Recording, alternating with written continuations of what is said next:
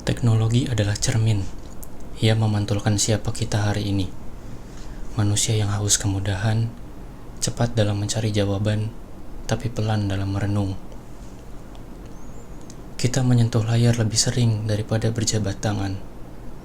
Kita mengetik lebih banyak daripada berbicara. Kita terhubung, tapi seringkali justru merasa sendiri. Halo semuanya. Saya Daniel Wiraditya. Hari ini, saya akan mengajak Anda menyelami sebuah jurnal.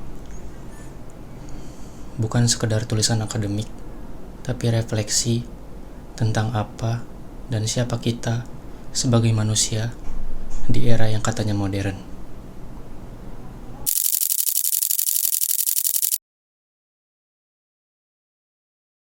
Teknologi bukan lagi soal masa depan. Ia sudah hadir di tiap detik kehidupan kita. Ia bukan sekedar alat bantu, tapi telah menjadi bagian dari identitas manusia. Dari bangun tidur hingga tidur lagi, dari belajar, bekerja, hingga mencari hiburan, semua berjalan di atas panggung teknologi. Namun, di balik kemudahan itu, tersimpan tantangan, hilangnya interaksi nyata, ketergantungan akut, hingga perlahan lunturnya budaya lokal. Penelitian ini hadir untuk menyoroti satu hal sederhana. Apakah kita masih mengendalikan teknologi atau justru sedang dikendalikan olehnya? Tujuan dari penelitian ini adalah untuk mengupas bagaimana teknologi telah menjadi kegiatan manusia itu sendiri. Bukan hanya pelengkap, tapi penentu arah hidup. Penulis ingin menjelaskan dampak positif dan juga negatif tentang teknologi, serta bagaimana teknologi ini membentuk cara berpikir, berperilaku, dan berinteraksi di tengah masyarakat modern.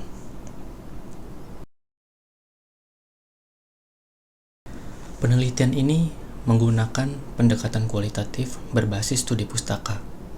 Tidak ada data angka, tapi kaya akan refleksi. Tidak ada survei, tapi banyak renungan. Penulis menggali pemikiran dari berbagai sumber, seperti jurnal ilmiah, filsafat sosial, budaya digital, untuk memotret pergeseran nilai manusia dalam pelukan teknologi. Teknologi telah bertransformasi dari alat bantu menjadi kebutuhan pokok.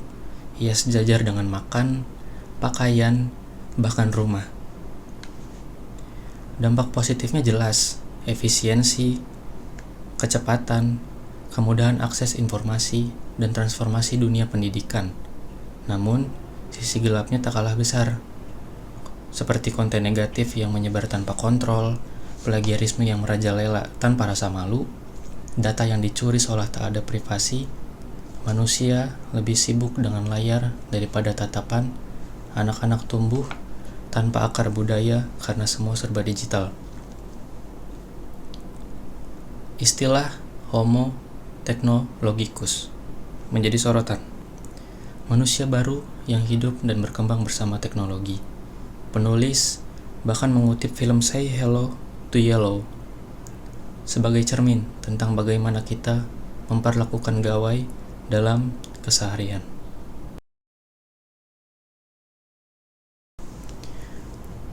Sebelum kita mengakhiri, mari kita dengarkan suara dari penulis jurnal itu sendiri lewat kutipan-kutipan yang tidak hanya informatif, tapi juga mengandung perenungan yang dalam.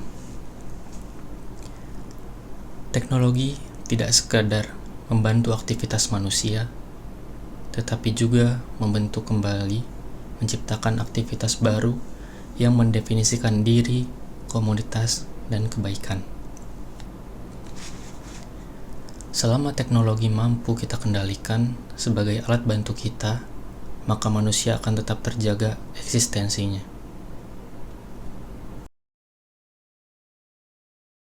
Di tengah lalu lalang manusia, tak ada yang menyapa, tak ada yang melihat. Semua sibuk terhubung, tapi tak satu pun hadir.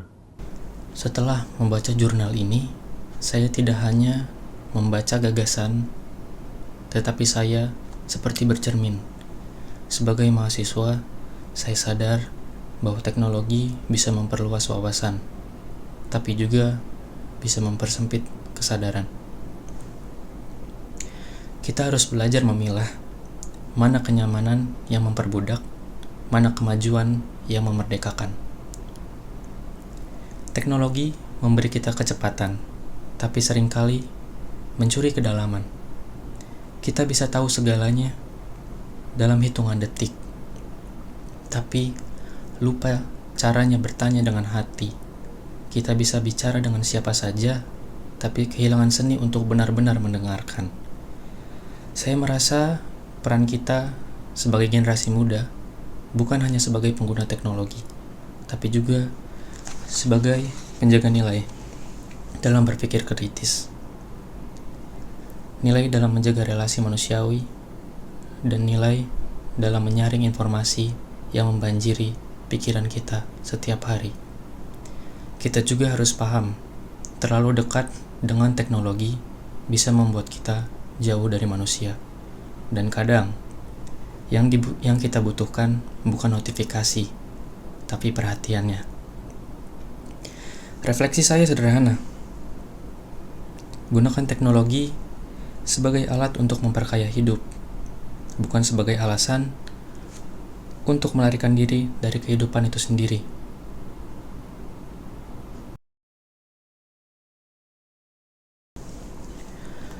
Jurnal ini kuat dalam narasi, reflektif, kontekstual, dan sangat relevan dengan kondisi masyarakat digital saat ini. Penulis berhasil membangun wacana bahwa teknologi bukan hanya alat bantu, melainkan sudah menjadi bagian dari kehidupan manusia itu sendiri. Gaya bahasanya puitis, menyentuh, dan mampu mengugah pembaca untuk berhenti sejenak dan merenung. Namun dari sisi ilmiah, jurnal ini memiliki beberapa kekurangan. Sistematika metodenya kurang rinci, tidak ada data empiris atau hasil kuantitatif yang bisa mendukung generalisasi kesimpulan. Pembahasannya memang luas, tetapi tidak diimbangi dengan kedalaman data yang kuat. Justru disitulah letak kekuatan sekaligus tantangannya. Jurnal ini tidak untuk dibuktikan lewat angka, melainkan direnungkan dalam diam. Untuk memperkuat fondasi ilmiah di penelitian selanjutnya, sebaiknya pendekatan kualitatif ini dilengkapi dengan data lapangan seperti wawancara atau observasi. Penggunaan pendekatan kuantitatif sebagai pembanding juga bisa membantu menemukan titik temu antara refleksi dan realita. Selain itu, fokus bisa mempersempit ke bidang tertentu, misalnya teknologi dalam pendidikan atau budaya lokal, agar pembahasannya lebih tajam. Teori-teori dari tokoh seperti Don Ide, Jacques Ellul, atau Marshall McLuhan juga dapat memperkaya dimensi kajian teknologinya. Kesimpulannya adalah, teknologi adalah anak dari akal manusia, tapi bukan berarti ia harus mengatur akal itu sendiri. Manusia tetap harus menjadi pengendali, bukan yang dikendalikan. Teknologi harus dijadikan alat, bukan tahta. Dan di tengah derasnya arus digitalisasi, nilai-nilai kemanusiaan harus tetap dijaga.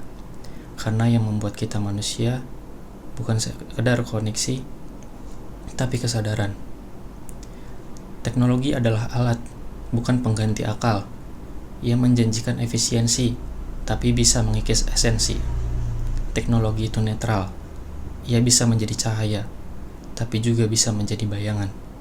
Teknologi bukanlah musuh, tapi ia akan jadi penjara jika kita kehilangan arah.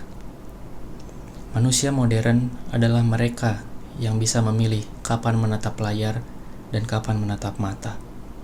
Kita yang menentukan ingin jadi manusia yang terkoneksi atau manusia yang terjebak dalam koneksi. Jika kita ingin tetap menjadi manusia yang utuh, maka kendalikanlah teknologi sebelum ia mengendalikan kita. Saya dan Anda adalah Homo technologicus. Tapi jangan lupa, kita adalah Homo sapiens terlebih dahulu, makhluk berpikir yang seharusnya juga merasa.